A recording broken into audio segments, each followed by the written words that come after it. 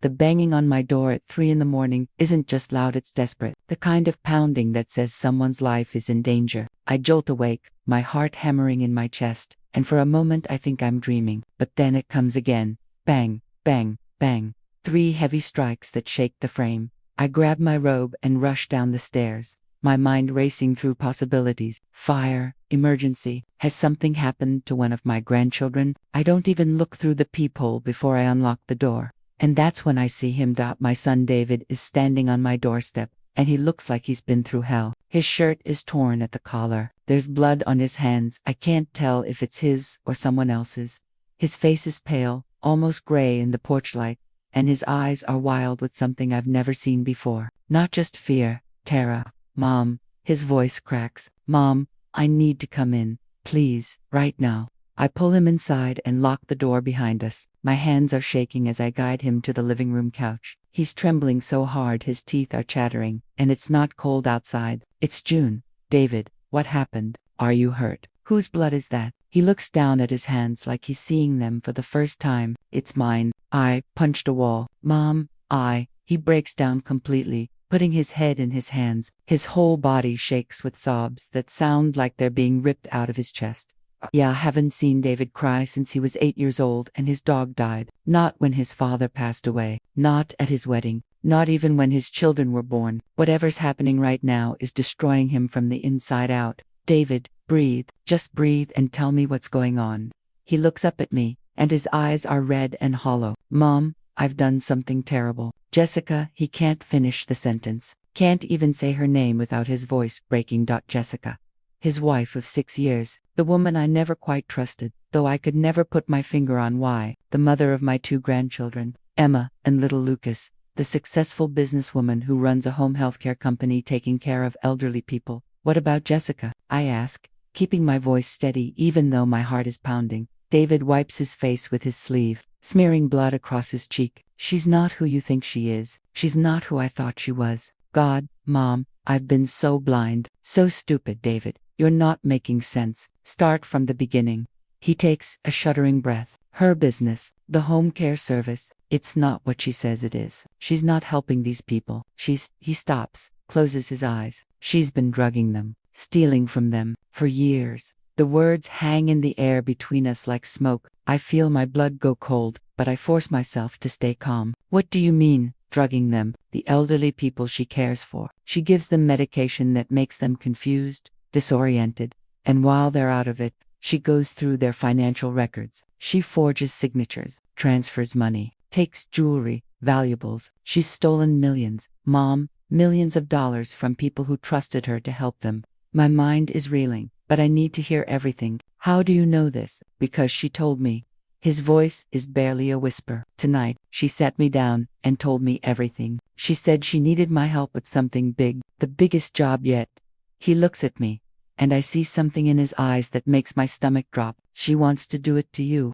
The room tilts. I grip the arm of my chair to steady myself. To me, she has everything already. Your bank account numbers, your medical records. She's been planning this for months. She wants to start giving you medication. She said it would just make you a little foggy at first. Nothing you'd even notice. But gradually, over a few weeks, you'd become more confused, more forgetful, and then she'd have me sign papers saying you're mentally incompetent. We'd move you into a nursing home, and she'd have power of attorney. Within 6 months, everything you have would be gone.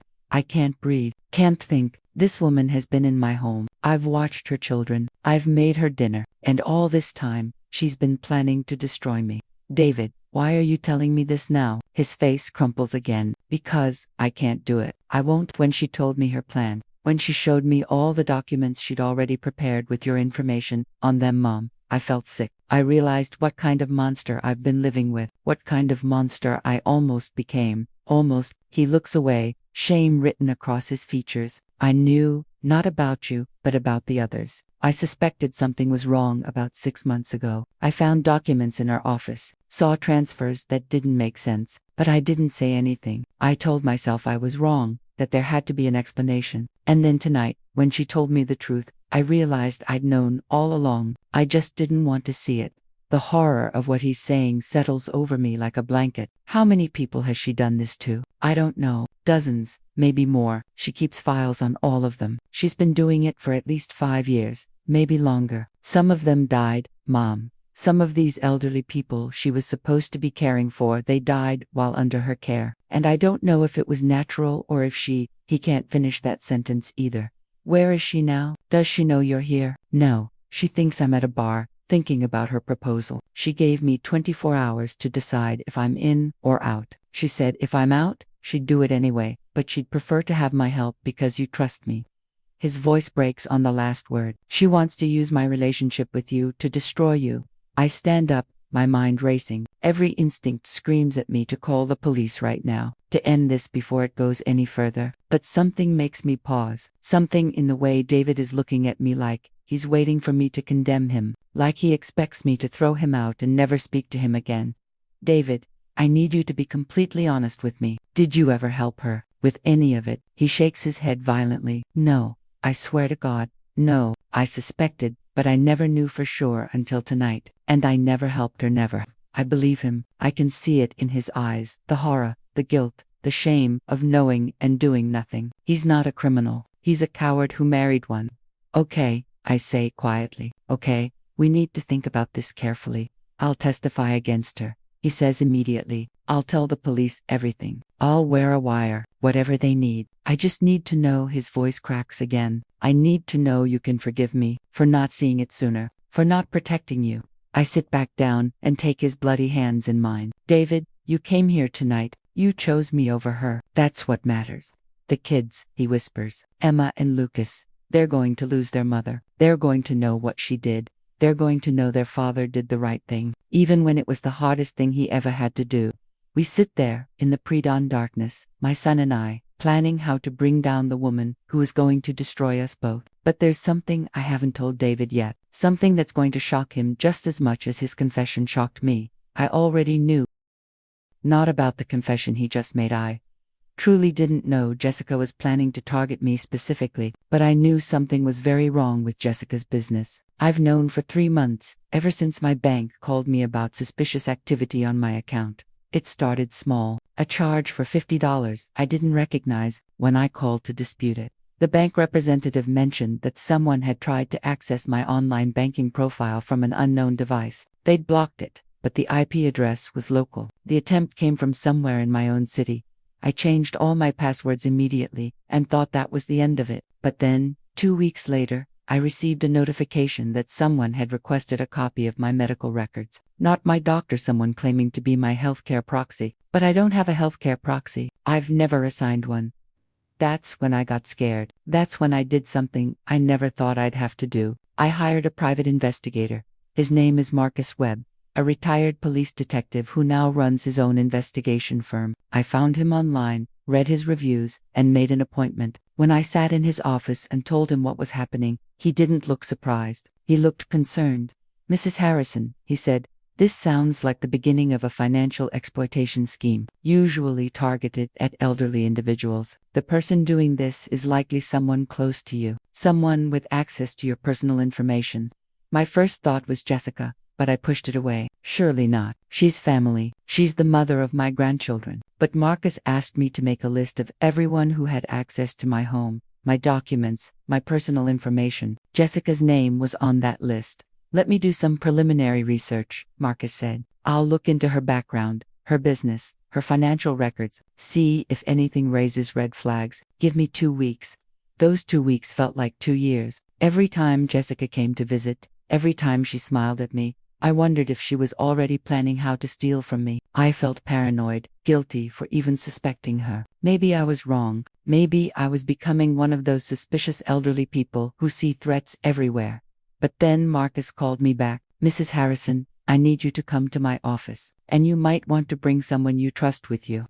I went alone. I didn't know who to trust anymore. Marcus had files spread across his desk, printouts of financial records, background checks, bank statements, and photos. So many photos. Your daughter-in-law's business grossed $4 million last year, he said without preamble. But her tax returns show she paid taxes on only $800,000. Where did the other $3.2 million go? I stared at the documents, my hands shaking. I don't understand. Neither does the IRS, I imagine. But that's not all. I ran background checks on some of her elderly clients, found 12 who died while under her care in the past 3 years. Now, that might not be unusual. Elderly people die, but 3 of them changed their wills within a week of their death. And in all 3 cases, they left substantial sums to Jessica's company for continued care services, except they were already dead.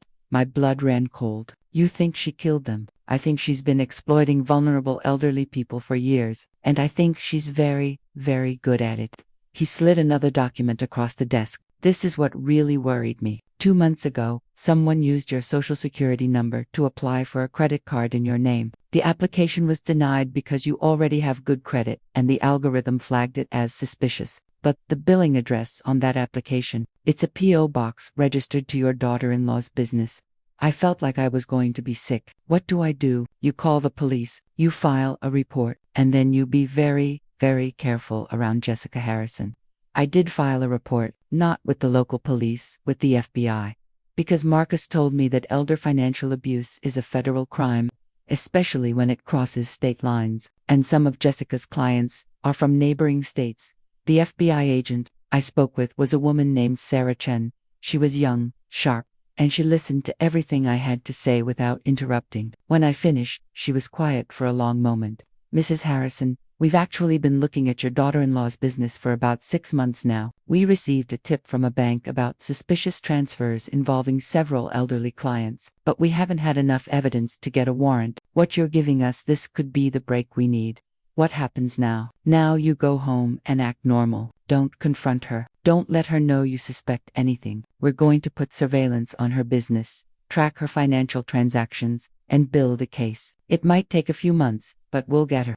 That was 3 months ago. For 3 months, I've been living a double life, smiling at Jessica when she visits, playing with my grandchildren, acting like everything is normal, all while wearing a wire for the FBI during every visit, every phone call, every interaction. And tonight, my son just told me that Jessica is planning to do to me exactly what I've been helping the FBI prove she's been doing to others. The irony would be funny if it wasn't so terrifying, but now I have a decision to make. Do I tell David the truth? Do I let him know that I've been working with the FBI for months? Or do I use his confession to accelerate the investigation and take Jessica down before she can hurt anyone else? I look at my son, still sitting on my couch, still shaking, still covered in blood from punching a wall in frustration and guilt. He came to warn me. He chose me over his wife. He deserves to know the truth. David, I say carefully, there's something I need to tell you.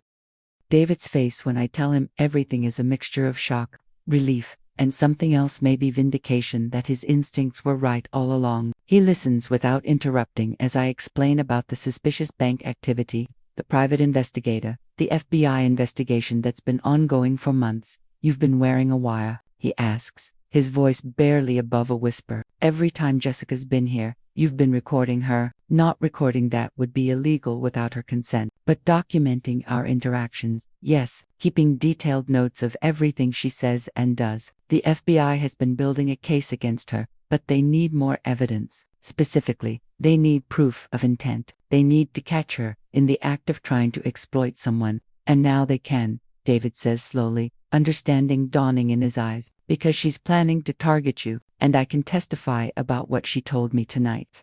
More than that, you can help us trap her. He looks at me with something like hope. How? You go back home, you tell Jessica you're in, you'll help her with her plan to exploit me, and while you do that, you work with the FBI. You wear a wire, you document everything, you help us catch her red-handed. David is quiet for a long time. She's the mother of my children. She's a criminal who's been stealing from vulnerable elderly people, who's been planning to steal from me. From your mother, I know. It's just Emma and Lucas. They're going to hate me for this. I take his hands again. They're going to understand that you did the right thing. Maybe not now, but someday. And David, if you don't do this, if we don't stop her, how many more people is she going to hurt? How many more families is she going to destroy? He nods slowly. You're right. I know you're right. It's just hard. The right thing usually is. We sit there until dawn starts to break through the windows. I make coffee and clean the blood off David's hands. We talk through every detail of what Jessica told him, and I take notes. David's hands shake so badly he can barely hold his cup, but his voice gets steadier as we talk.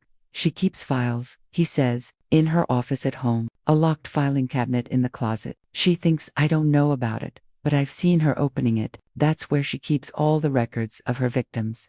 Do you know the combination? He shakes his head. But I might be able to figure it out. She uses the same password for everything. It's usually some combination of the kids' birthdays. Don't try to break into it yourself. The FBI will need to get those files legally, with a warrant, or they can't use them in court. David looks at me with new respect. You've really learned a lot about this. I've had 3 months to learn, and Agent Chen has been very thorough in explaining how these cases work. When can I meet her? Agent Chen, I'll call her this morning. But David, you need to go home soon, before Jessica wakes up and realizes you've been gone all night. He checks his phone and curses. It's almost 5:30. She gets up at 6 to go running. I need to leave now. What are you going to tell her? About where you've been? The truth, mostly. That I drove around for hours, thinking about her proposal. That I couldn't sleep. That I ended up at a bar until closing time. And then I just sat in my car in a parking lot. And your answer, about helping her with me. David meets my eyes. I'm going to tell her I'm in, that I'll do whatever she needs me to do. Be convincing. She can't suspect that you're having doubts. I'll be convincing. He stands up, and I can see the determination settling over him like armor. The scared, shaking man who showed up at my door is being replaced by someone harder, someone ready to fight. Mom, I'm going to fix this. I'm going to make this right. I know you will. At the door, he hugs me hard. I'm sorry, for all of it, for not seeing what she was sooner, for bringing her into this family. You didn't know. None of us did. She's very good at hiding what she is. After he leaves, I stand at the window and watch his car disappear down the street. The sun is just starting to rise, painting the sky in shades of pink and orange. It should be beautiful, but all I can think about is the conversation I'm about to have with Agent Chen. I dial her number. She answers on the second ring. Mrs. Harrison, is everything all right? Agent Chen, we need to meet. Today, as soon as possible. Something's happened. There's a pause. I'll be at your house in an hour. Don't talk to anyone else about this. I won't. But Agent Chen, we are going to need to move fast. Jessica is planning to make her move on me within the next few weeks. We'll be ready. I promise you, Mrs. Harrison, we're going to stop her. After I hang up, I go upstairs to shower and change. I need to look normal, act normal, because after today, nothing is going to be normal again. After today, we're going to war with Jessica, and we're going to win. Agent Sarah Chen arrives at exactly 6:45 a.m., dressed in casual clothes, jeans, and a sweater, so she doesn't look like FBI when the neighbors see her. She's accompanied by another agent, a man she introduces as Agent Marcus Rodriguez. They both have the same sharp, assessing look in their eyes. I make more coffee, and we sit in my kitchen. I tell them everything David told me, and they record it on a digital device while taking notes. When I finish, they exchange a look. This is exactly what we needed, Agent Chen says. Intent, planning, and a witness willing to testify. With your son's cooperation, we can accelerate this investigation significantly. What do you need him to do? Agent Rodriguez leans forward. First, he needs to agree to work with us officially. That means signing documents, understanding the risks, and committing to seeing this through to the end. Second, we'll need him to wear a wire whenever he's with Jessica and she discusses anything related to her criminal activities. Third, we need him to help us get access to her files, the ones he mentioned in the locked cabinet. Can't you just get a warrant? We can, and we will, but warrants take time, and they require probable cause. Right now, we have circumstantial evidence and your testimony. But if your son can record Jessica explicitly discussing her plans to defraud you, that gives us the probable cause we need for a search warrant. The stronger our case going in, the better our chances of getting everything we need in that search. Agent Chen adds, we also need to move carefully because of the children, your grandchildren. Once we arrest Jessica, there's going to be a lot of chaos. We want to make sure we have everything in place to protect them and minimize the trauma. My heart clenches thinking about Emma and Lucas.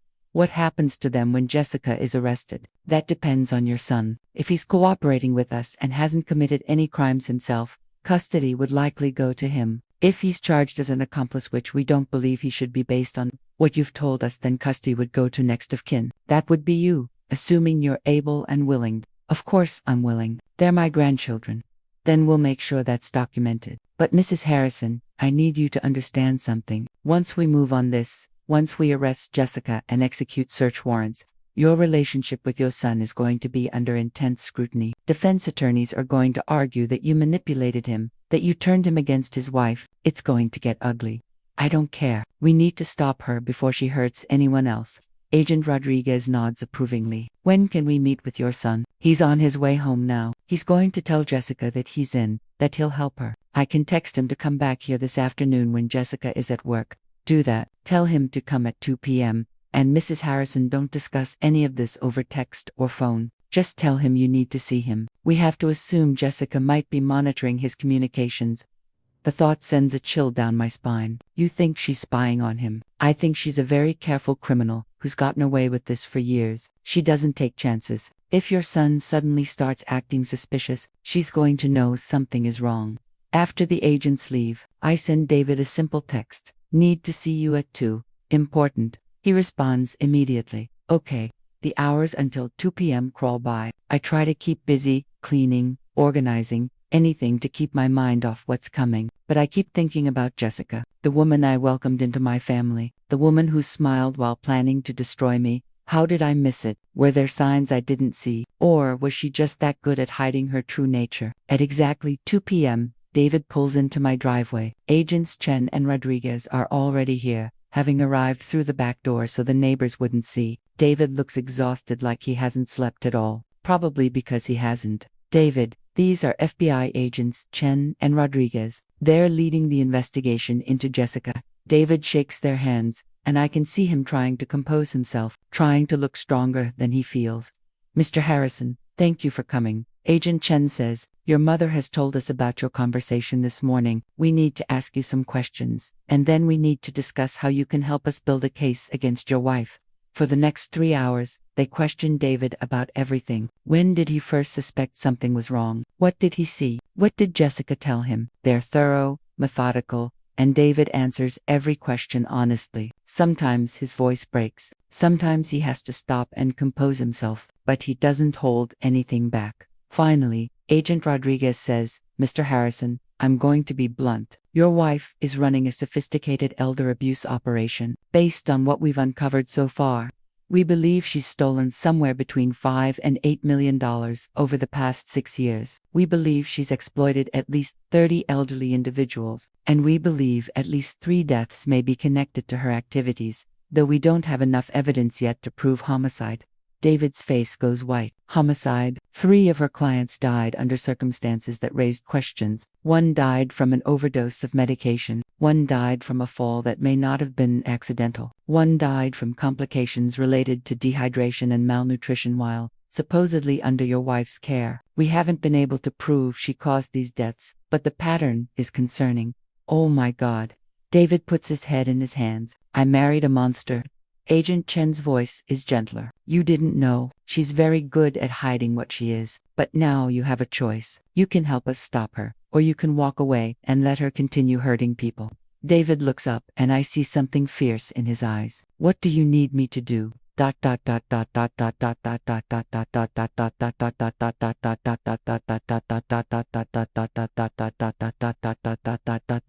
plan is simple in concept but terrifying in execution. David goes home and tells Jessica he'll help her with her plan to exploit me. And while he's pretending to be her accomplice, he'll be wearing a wire, recording every conversation, gathering evidence that will bury her in court.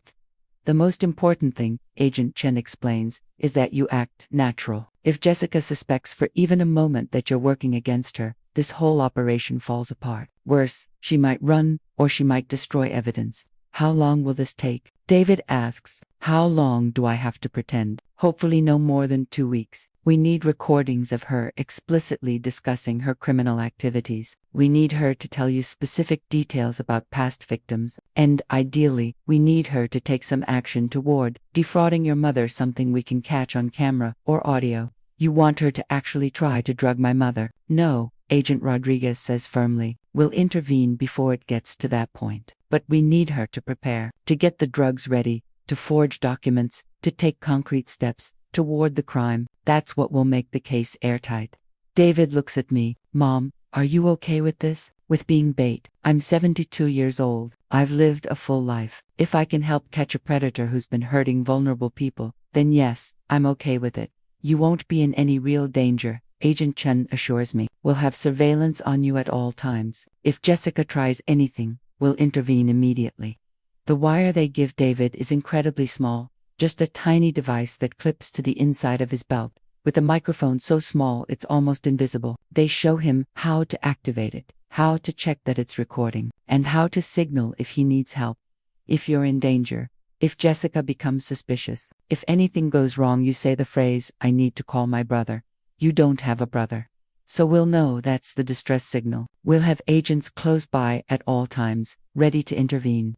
David practices saying the phrase a few times, his hands shaking. I need to call my brother. I need to call my brother. Good. Remember, stay calm. Don't ask too many questions. Let her talk. Criminals love to brag about how clever they are. Let her brag.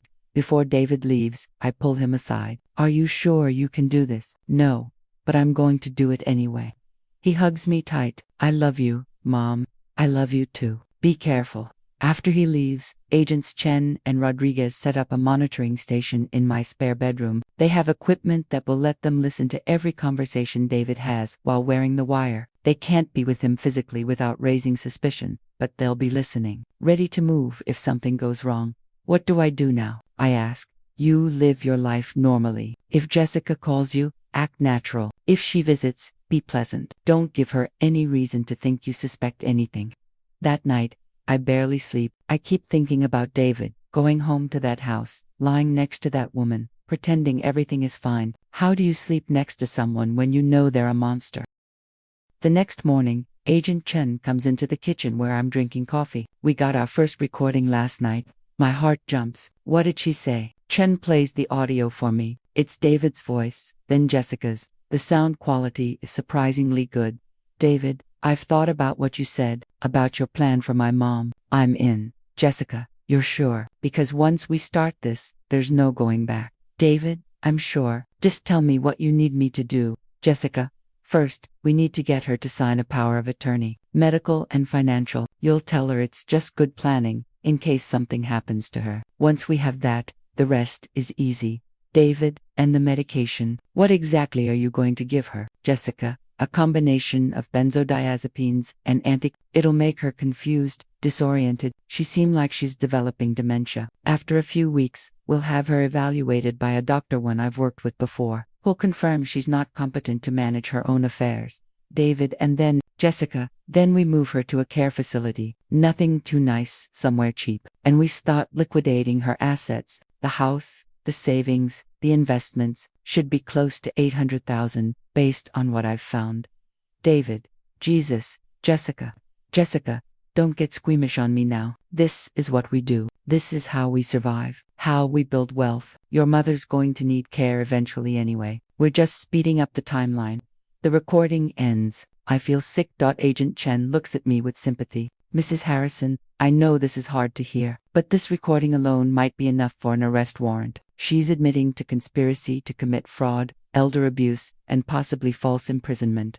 How long before you arrest her? We want to wait a few more days, get more recordings, build an airtight case, but soon, very soon.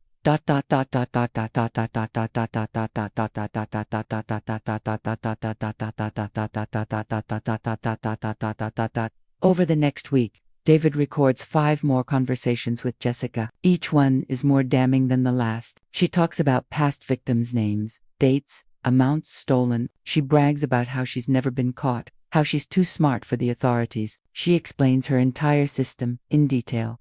And through it all, David plays his part perfectly. He asks questions that sound like genuine curiosity. He acts supportive. He even helps her forge my signature on a fake power of attorney document, knowing it will never actually be used, that it's just evidence against her. But the strain is destroying him. I can see it when he comes to my house for updates. He's losing weight, not sleeping, barely holding himself together. Agent Chen is worried about him. We need to move soon, she tells me. Your son can't keep this up much longer. And honestly, we have more than enough to arrest her now. This Friday, we'll execute search warrants on her home and her business. We'll arrest her at her office, so the children aren't present. And your son will bring Emma and Lucas here, so they're with you when it happens. Friday, 3 days away. I count down the hours, each one feeling like an eternity.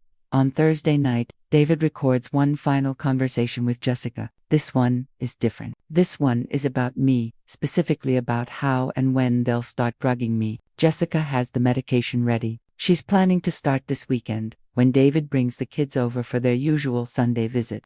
We'll put it in her coffee, Jessica says on the recording. She won't taste it. Within an hour, she'll be drowsy, confused. You'll suggest she should lie down, and while she's resting, I'll get her to sign the power of attorney. Tell her it's for her own good, for protection. She'll be too out of it to really understand what she's signing, and if she refuses, she won't. The medication makes people very sick. Trust me, I've done this dozens of times. Dozens. 37 to be exact. Your mother will be number 8. Agent Rodriguez turns off the recording. That's it. That's everything we need. Tomorrow morning, we move. I don't sleep that night. I lie in bed, thinking about Emma and Lucas, about how their world is about to explode, about how their mother is going to be taken away in handcuffs, about how they'll learn, eventually, what she did. Friday morning dawns gray and cold. Agent Chen briefs me one final time.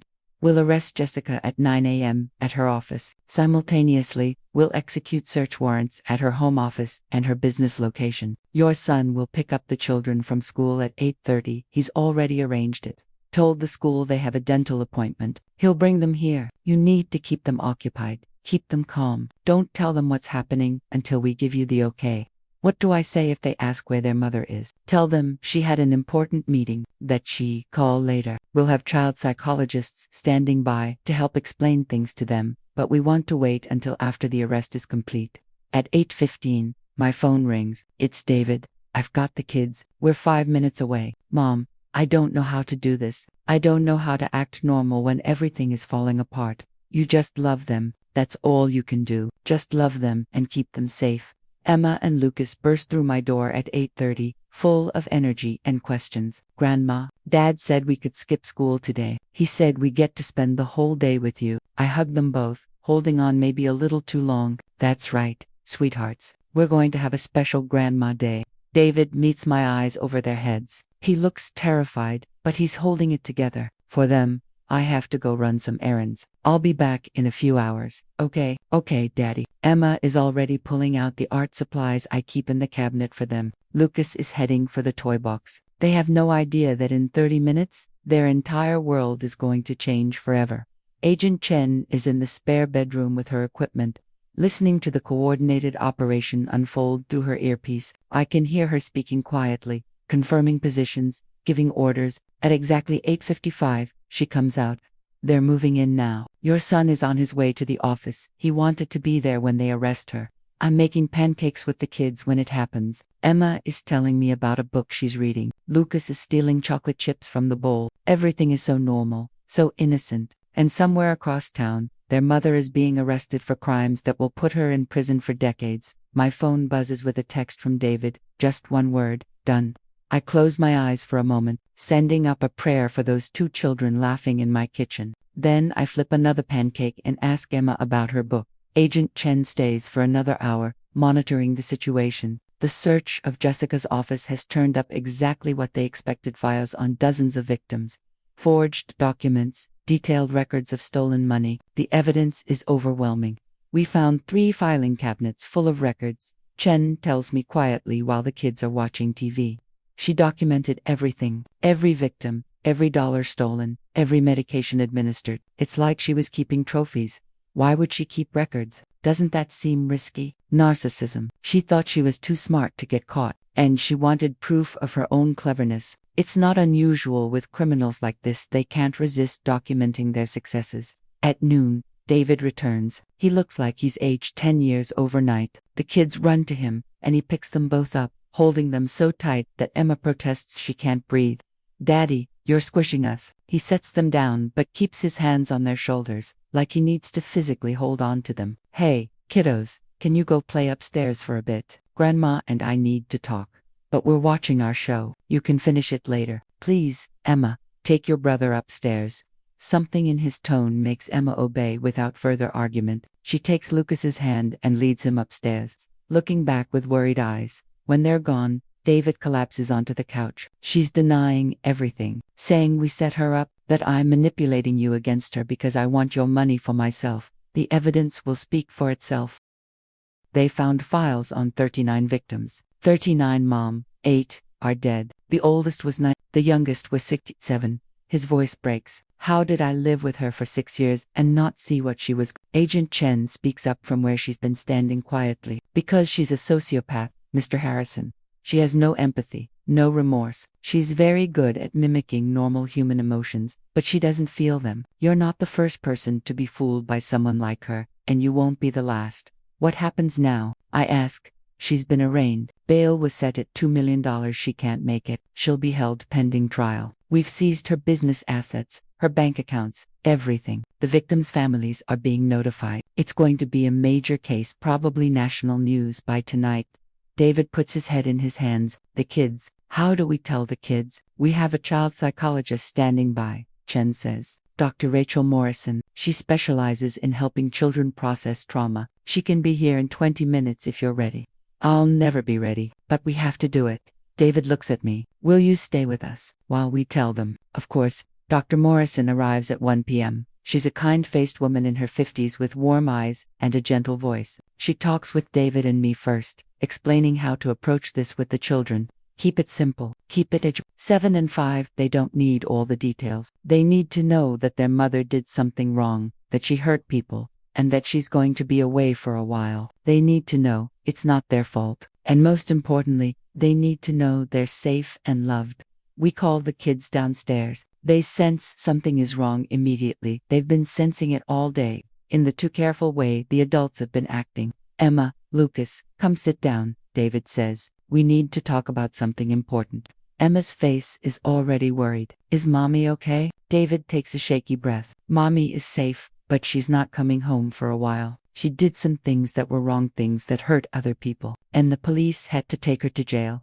Lucas doesn't fully understand, but Emma's eyes go wide. Jail, like for bad guys. Mommy made some very bad choices, sweetheart. She hurt people, elderly people who trusted her to help them, but Mommy helps old people. That's her job. Dr. Morrison speaks gently. Emma, your mommy, was supposed to help people, but instead she was stealing from them, taking their money when she was supposed to be taking care of them. That's a crime. That's why she's in jail. Emma starts to cry. But she's our mommy. She can't be bad. She makes us breakfast and reads us stories, and she can't finish. She's sobbing now, and David pulls her into his arms. Lucas looks confused. When is Mommy coming home? David's face Not for a long time, buddy. Probably years, but you're going to stay here with Grandma and me. We're going to take care of you. I want Mommy. Lucas wails, and suddenly both children are crying. And David is crying, and I'm crying. And Dr. Morrison is the only one holding it together. She works with the children for the next 2 hours, helping them process this impossible information. She explains in child-appropriate terms what happened. She answers their questions honestly but gently, and she reassures them over and over that none of this is their fault. By evening, the kids are emotionally exhausted. I make them dinner comfort food, mac and cheese and chicken nuggets, and they pick at it listlessly. Emma asks one more time if they can call Mommy. Not today, sweetheart, David says. Maybe in a few days. That night, I make up beds for all of them. The kids sleep in the guest room, and David takes the couch. None of us sleep much. I can hear Emma crying quietly around midnight, and I go to her. Grandma, did we do something wrong? Is that why Mommy hurt people? My heart breaks. No, baby, no. This has nothing to do with you. Your mommy was sick. She had something wrong in her heart that made her do bad things. But you and Lucas, you're good. You're perfect. And you're going to be okay. Promise? I promise. The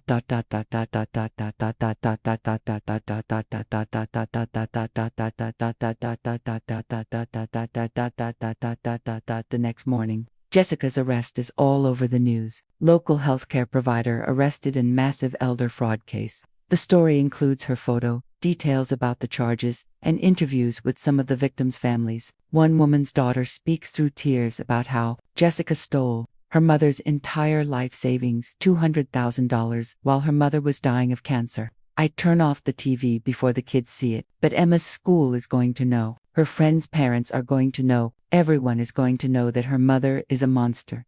David is on the phone with a lawyer, trying to figure out custody arrangements. I need full custody, he's saying. My wife is going to prison. I'm the children's father. This should be straightforward, right? But it's not straightforward. Jessica's lawyer is already filing motions, trying to paint David as complicit in her crimes, trying to argue that he knew all along and is only turning on her now to save himself.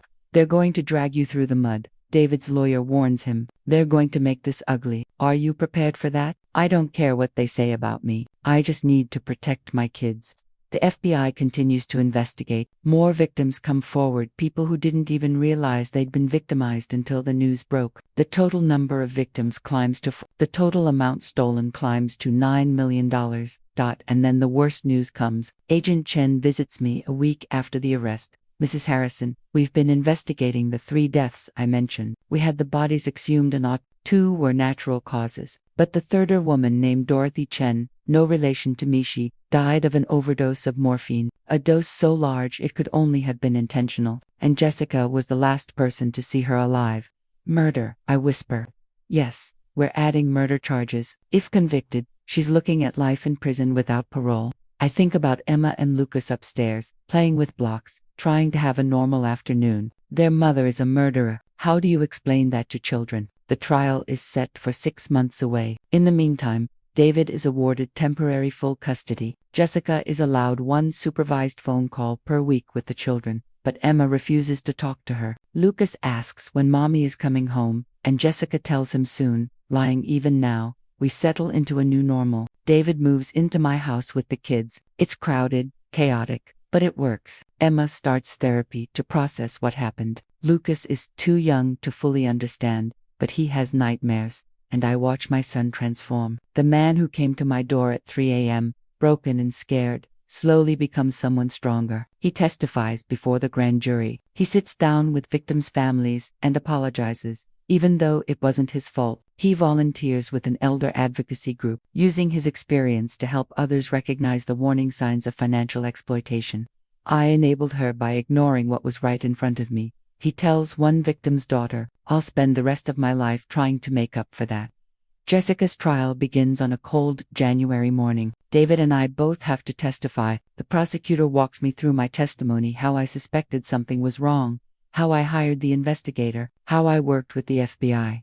Jessica's lawyer tries to paint me as a manipulative old woman who turned her own son against his wife for money. Isn't it true, Mrs. Harrison, that you stand to inherit everything from your son if his wife is out of the picture? I stand to inherit nothing. My son is young and healthy, and I would give everything I own if it meant those 47 people got their money back. When David testifies, it's brutal. He has to admit that he suspected something months before he said anything. He has to describe in detail the night Jessica told him her plan to exploit me. He has to play the recordings where he pretends to help her, knowing the jury will judge him for it. Jessica's lawyer goes after him hard. You recorded your own wife. You betrayed her. You're trying to play the hero now. But isn't it true that you were planning to help her until you realized you could get a better deal by turning on her? David's voice is steady. I came to my mother's house at 3 in the morning because I couldn't live with what my wife was planning to do. I wore a wire because I wanted to stop her from hurting anyone else. Yes, I should have said something sooner. Yes, I'll regret that for the rest of my life. But I'm telling the truth now. Everything I've said is true.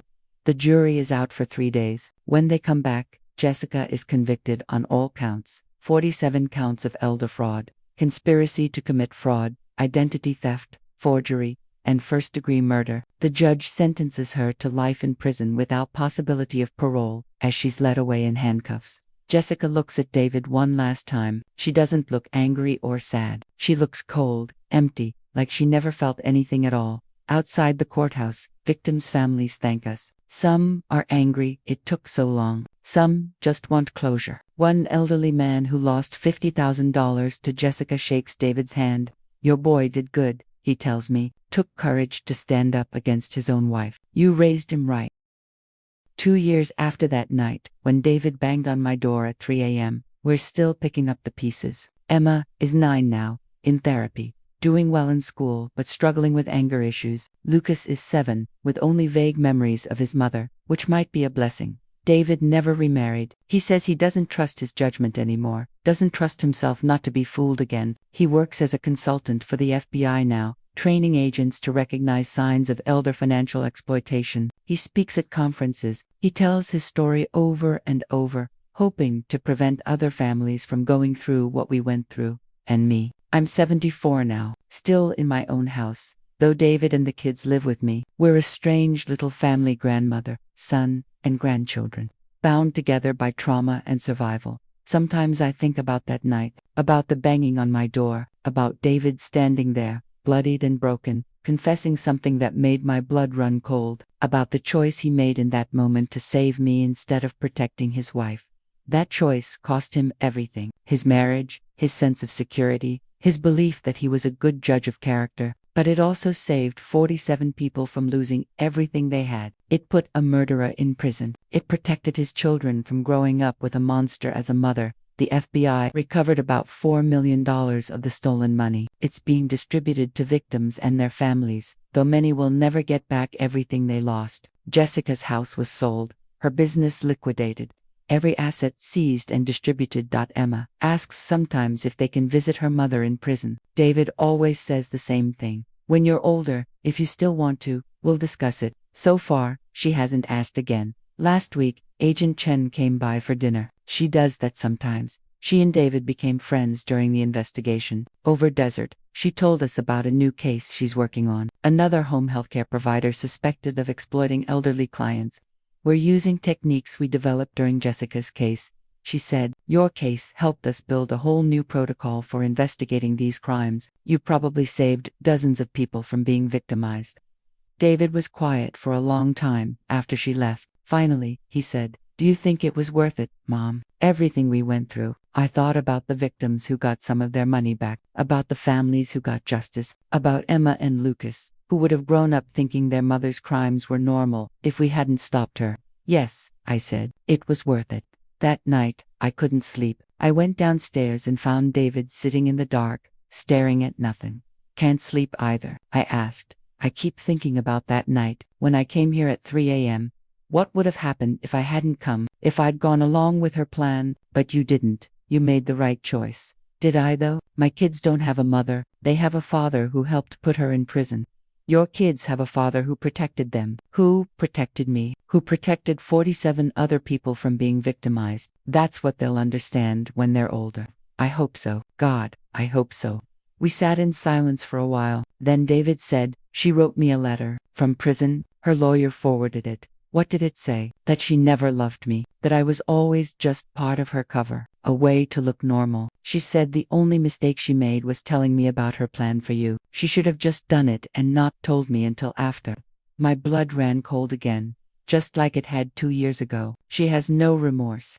None. Not for the people she stole from, not for the woman she murdered, not for our children. She's incapable of it.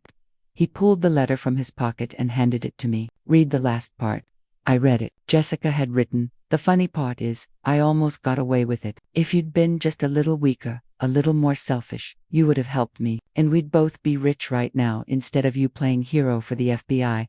I hope your conscience keeps you warm at night, because you'll never find anyone else who'll put up with you. You're too damaged now, too broken, and it's your own fault. I crumpled the letter and threw it in the trash. She's trying to hurt you. Don't let her. She's right though. I am broken. I am damaged. No, you're healing. There's a difference. I took his hand. David, you did something incredibly brave. You chose right over easy. You chose justice over comfort. You chose your children over your wife. That's not broken. That's strong. He squeezed my hand. I couldn't have done it without you. If you hadn't already been working with the FBI. If you hadn't been strong enough to suspect her in the first place. We did it together. That's what matters. Upstairs, I heard Emma cry out in her sleep. David and I both moved automatically toward the stairs, but I stopped him. I'll go. You need to sleep. Emma was having a nightmare. I sat with her until she calmed down, stroking her hair like I did when she was little. When she finally settled back to sleep, I stayed a while longer, watching her breathe. This child has been through so much. They both have, but they're resilient. They're loved. They're going to be okay. I thought about all the other children out there whose parents are committing crimes they don't know about the families being destroyed by greed and cruelty, about the elderly people being exploited by the people they trust most. Jessica wasn't unique. There are others like her out there. But because we stopped her, because we built a case that helped the FBI develop better protocols, maybe some of those others will be caught sooner. Maybe some victims will be spared. That has to be enough. It has to be worth what we went through. 5 years after that night. Emma is 12 now. Lucas is 10. They're good kids, despite everything. Emma wants to be a lawyer. She says she wants to help people like her grandmother helped catch her mother. Lucas wants to be a police officer, or a firefighter, or an astronaut. He changes his mind every week. David is dating someone. Her name is Sarah, and she's a social worker who specializes in elder abuse cases. They met at a conference where David was speaking. She knows everything about his past, about Jessica, about what he went through, and she admires him for it instead of being scared off by it. She's good for him, Agent Chen tells me over lunch one day. Chen and I have become friends over the years. She understands what he went through. She doesn't judge him for it. Do you think they'll get married? Maybe. Eventually. David's taking it slow. He needs to be sure this time. The case against Jessica spawned multiple other investigations. They found connections between her and 3 other home healthcare providers running similar schemes. All of them are in prison now. The FBI estimates that collectively, they stole over $20 million from elderly victims over a decade. Your case broke it all open, Chen tells me. If you hadn't been paying attention to your bank accounts, if you hadn't hired that private investigator, if you hadn't called us, all of those people would still be operating today. I just did what anyone would do. No, most people ignore the signs. They don't want to believe someone they know could be a criminal. You were willing to face the truth, even when it was ugly. I think about that a lot, about how close I came to ignoring those signs. That first strange charge on my credit card, I could have dismissed it as a mistake. The attempt to access my bank account, I could have chalked it up to a random hacker. The request for medical records, I could have assumed it was a clerical error, but I didn't. I paid attention. I asked questions. I demanded answers. And because of that, dozens of people were saved from being victimized. There's a knock on my door. It's 3 in the afternoon this time. Not 3 in the morning, but my heart still jumps a little when I open it and see David standing there. Hey Mom, brought the kids by. They want to show you their report cards. Emma and Lucas barrel past him, waving papers. Grandma, look, I got all A's. I got a B+ in math, and Mrs. Chen says that's really good. I hug them both, looking at their proud faces. These are the same children who cried themselves to sleep 5 years ago when they learned their mother was a criminal. The same children who had nightmares and anger issues and struggled to understand why their family fell apart. But look at them now, thriving, happy, healthy. David lingers at the door. Sarah wants to know if you're free for dinner Sunday. She's making her famous lasagna. I'd love to. The kids really like her, you know. Emma asked me yesterday if I was going to marry her. What did you tell her? That I'm thinking about it, that I want to be sure. And Emma said, Dad, if you marry her, we'd better have a really good print. I've learned about those in social studies. He laughs, but it's a little sad. My 12-year-old daughter knows about prenups because of what her mother did. Your 12-year-old daughter is smart and protective of her family. That's not a bad thing. I know. It's just I wish they didn't have to know about any of this. I wish they could have had a normal childhood. David, look at them. We both watch through the doorway as Emma helps Lucas with his homework at my kitchen table. They're doing great. You've given them a good life despite everything. We've given them a good life. I couldn't have done this without you, Ma. After they leave, I sit in my quiet house and think about that night 5 years ago. The banging on my door, the bloodied, terrified son on my doorstep, the confession that made my blood run cold.